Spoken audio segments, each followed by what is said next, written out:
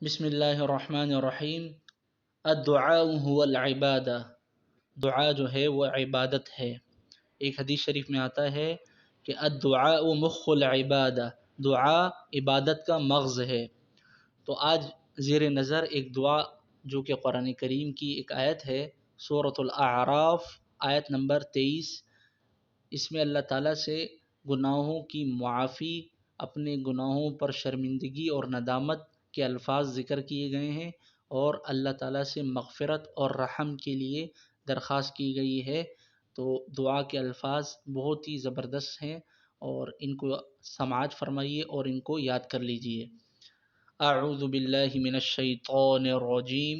बिस्मिल्लाहिर रहमानिर रहीम।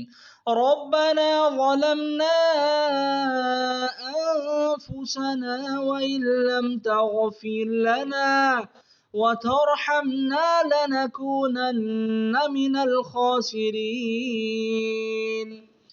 रब्बना ज़लमना अनफुसना व इल्लम तग़फिर लना व तरहमना लनकूनन्न मिनल खासिरीन। सूरतुल अअराफ आयत नंबर 23, आयत नंबर 23। उर्दू तर्जमा समाअत फरमाइए। ए हमारे रब, हमने जुल्म किया है अपने आप पर, और अगर तूने ना बख्शा हमें और ना रहम किया हम पर तो हम ज़रूर खसारा पाने वालों में से हो जाएंगे।